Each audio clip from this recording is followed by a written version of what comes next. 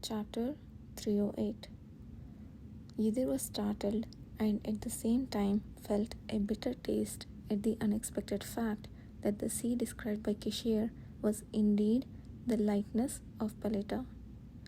The Paleta that remained in his memory was far from such beauty. At first, I thought it was a desolate place, incredibly so. I had no enthusiasm because it was not a land I willingly went to. However, once I changed my attitude, I realized there was no sea as magnificent in the world. The truth is, nothing had changed.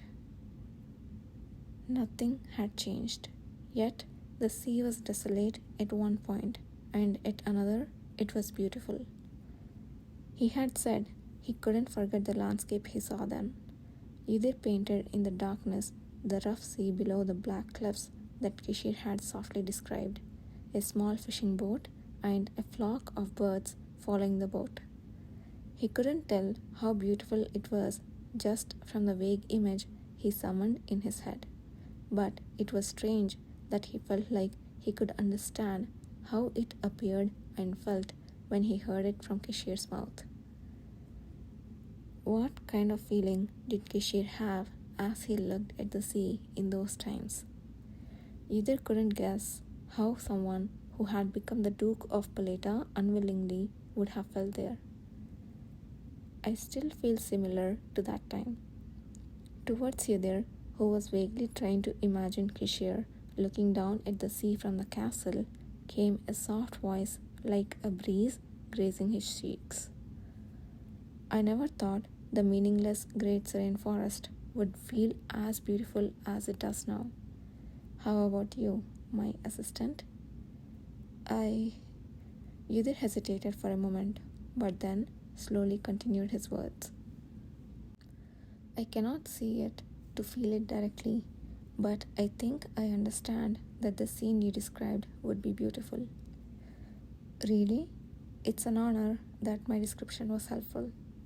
With a smile, Kishir answered and brought his lips close to Yidhir's ear. Then, someday, will you come to Paleta Castle?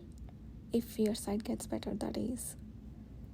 Sometimes, a phrase can unexpectedly become the key to a drastic change. To Yidhir, those words served such a function. Kishir's words seemed to drop and knock inside his chest. It tumbled and crashed and then disappeared as if sucked into a vacant hole that was hiding in the deepest part of his bottom. Someday, will you go to Paleta? There is a sea there too.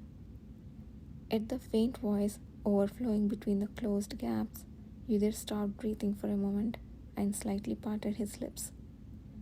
What? When did I hear such a thing from Kishir again? As if responding to his question, a fragment of an old memory smoothly surfaced. Yes, it was when I had just joined the cavalry.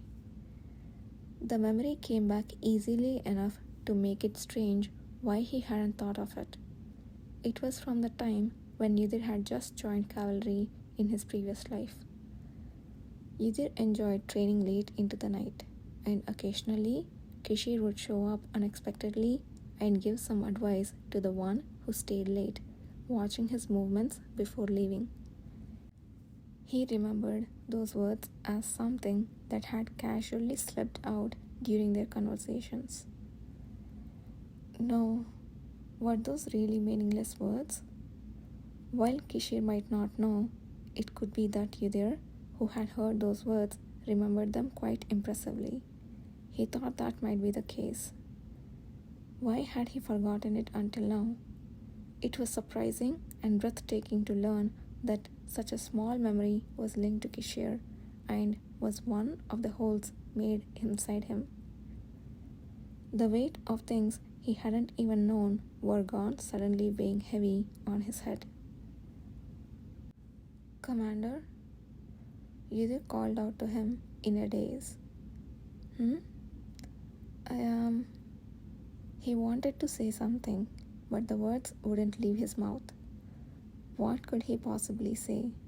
Could it be that they had a similar conversation before, that he had been to Peleta, but it was the day he killed Kishirla Or. He swallowed a multitude of stories that shouldn't have been said. Instead, Yudhir decided to give a different response. Understood. I will go. For the first time, he was grateful that his likely distorted face was hidden behind bandages. Even if my eyes don't recover, I will go to see the sea. Really? Kishir responded cheerfully. Yudhir nodded, leaning weakly into him. The arms that held him tighter, as if they had been waiting, were extraordinarily warm. Even though he started the conversation presuming rejection, Kishir never once expressed any negative feelings towards that fact. The only time he showed negativity was when he revealed self-blame towards himself. That terrifying tender demeanor, that incomprehensible honesty, that warmth he had never experienced in his past life, felt like a punishment to Yudhir Ale. Good. Make sure you don't regret it. Look forward to it. But I don't like the assumption that you will go even if your eyes don't get better. So let's leave that out. Do you believe the magic you will cast tomorrow will completely cure my condition? Yudhir asked slowly. The answer that came back was concise. Rather than believing, I have to make it so. The sentiment behind those words, was it confidence or a wish? Either way, he could definitely feel that Kishir was determined to heal him. Yudhir was suddenly reminded of the day Kishir had said he wanted to become a hero. Although his dream of punishing those who were exploiting the empire was still underway in a place unknown to anyone, and the Duke of Peleta, known to the world, was just a troublemaker, he was the one who would save Yudhir tomorrow. Then, what would be the difference between him and a hero? Even if he had accomplished nothing and had regressed in his previous life, this time he will become the hero he dreamed of. He will make sure he does. Yudhir lifted his head toward where Kishir's face would be. As he thought about how he wanted to see his expression right in front of his eyes, a voice tinged with a faint smile echoed. Do you think it's somewhat cool? I feel like you do. I'm kidding. Yudhir sighed. He couldn't imagine the calm man who had laughingly brushed off and manipulated all the malicious rumors surrounding him, showing an inhuman patience within that bright voice. But ultimately, that too was Kishir Lahore. Ultimately, it was Kishir Lahore. Yudhir sensed something from his thoughts and recalled it once again. Before Kishir came to the bedroom, he was pondering why Kishir felt different from the others, whose attitudes towards him had changed across his past and present lives. Suddenly, the answer he couldn't find then seemed to spring up from within him. While comparing the two lives, if his relationships with others had changed from 1 to 10, his relationship with Kishir, despite appearing to have changed the most, somehow still felt the same in some aspects. Yes, that was it. I'm not sure exactly what to call it. Once he knew the answer, once he filled all the holes, what would change? He already felt as if he was being sufficiently punished. Would he experience even greater suffering here, or... I think your body temperature is dropping. Shall we head in? Commander, you mentioned earlier about your ability. I haven't heard it yet. Yudhir murmured, grabbing the hand that was adjusting the blanket wrapped around his shoulders, while gently brushing his cheek. The hand was devoid of strength, yet Kishir halted his movements at once. Ability? Ah, were you that curious? I thought your ability would be of the enhancement type, but was I wrong? It's enhancement, yes, but it feels a bit different from the kind of power that members with physical enhancement in the Shin division possess. Mumbling something unintelligible, Kishi decided it would be faster to demonstrate with his body. He took Yidhir's right hand and lightly held it. When I first awakened 2 years ago, I thought my power was simply to enhance my strength. As time passed, I concluded it was an ability to change the direction of power while in an enhanced state. But not long ago, my thoughts began to change slightly. Now, watch. Kishi loosened his grip, letting go of the hand he was holding. Naturally, Yidhir's hand, which had been supported, should have fallen limp. Yet, astonishingly, it did not fall, but seemed stuck within Kishir's open palm.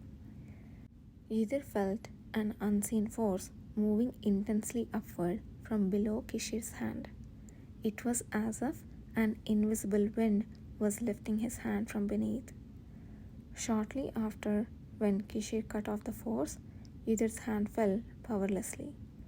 Kishir caught it swiftly and smiled brightly, as if asking if he had seen it. You, who are sensitive to power, must have felt how it moved, right?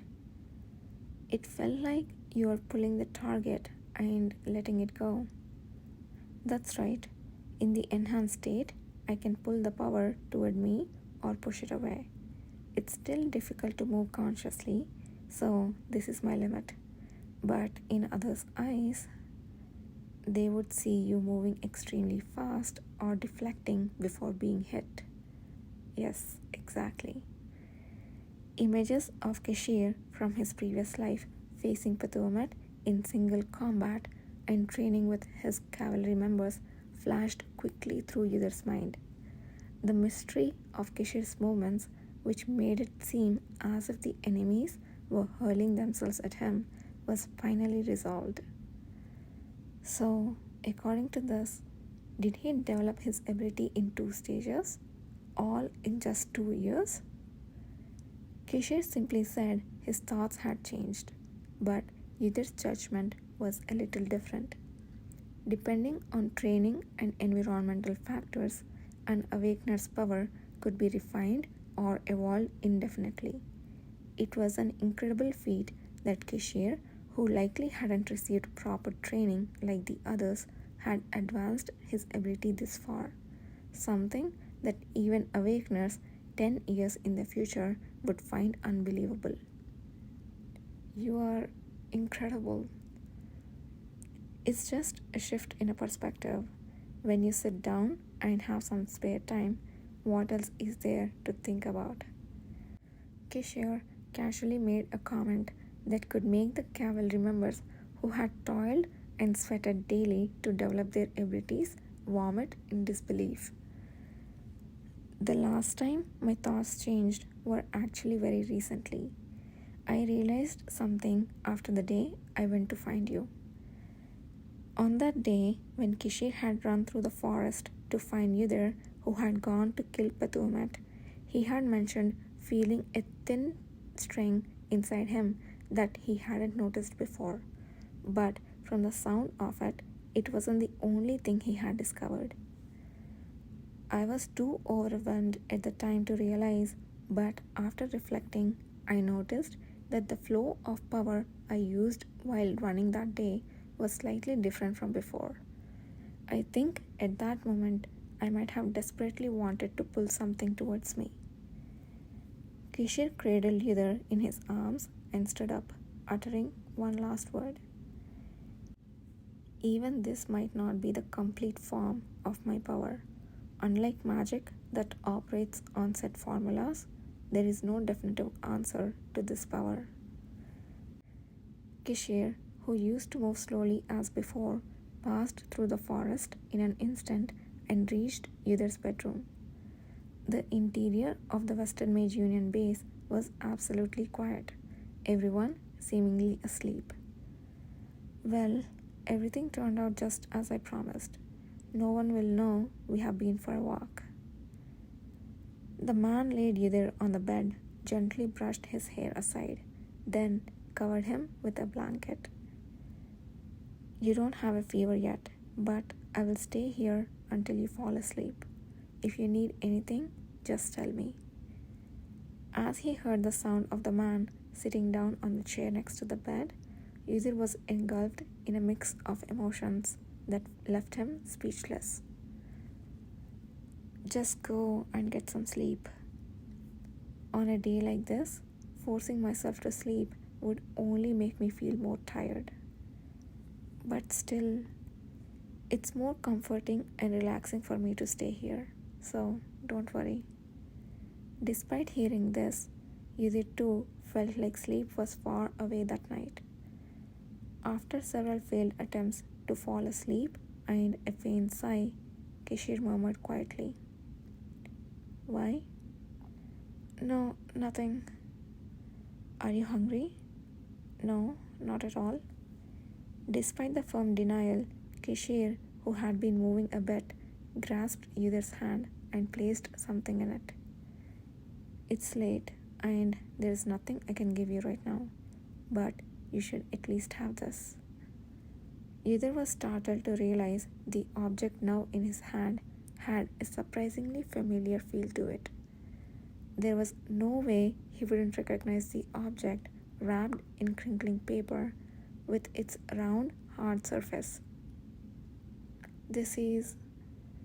Just as he was about to ask if it was candy, his fingers brushed against the worn, soft part of the wrapper. Yudhir immediately recognized what the candy was. "Isn't this the candy I had?" "That's right." "How did you..." "I had it after it fell out of your clothes while I was treating your injury. I thought you didn't want to eat it and left it behind, but that doesn't seem to be the case." "You have been keeping this since then?" "I thought someone had thrown it away because I couldn't find it." "It's not something that rots easily." After replying nonchalantly, Kishir added after a moment of silence, "I couldn't help but pick it up, thinking it could have been the last thing left by my assistant."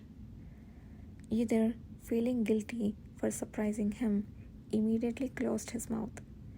Kishir gently posed a question. "But the wrapper is quite worn. Why didn't you eat it for 3 days? I gave it to you to eat one per day. Didn't it taste good?" "No, that's not it. The reason is..." Yudhir hesitated, gently biting his lip. It was only after he recovered the candy that he was able to objectively reflect on his own behavior, soothing his anxious heart by touching the candy until the wrapper was worn, especially when faced with the question from the person who had given it to him. "If you hadn't returned after 3 days, I was planning to eat it then. And after eating it, I would have gone out to find you." At Yudhir's unwavering response, Kishir exclaimed, "My goodness," and burst into laughter. "Alone? Haven't I already said that I would?" "That's true, you did, but..." The muttering man suddenly fell silent. The next moment, a sweet sigh filled with warmth and laughter flowed from him. What to do? Right now, I really feel something irresistible." Before he finished speaking, his lips approached and lightly kissed Yudhir's forehead, then slid down to touch the tip of his nose, both cheeks, and finally lips. Although Yudhir was surprised by the sudden contact, he didn't stop the soft kisses that grew gradually deeper. Finally, when their tongues intertwined for a long moment before parting, an unmistakably hungry breath flowed between them. "I'm glad you didn't lose it," sleep well. It was the first time he had received such a farewell with their foreheads and noses touching.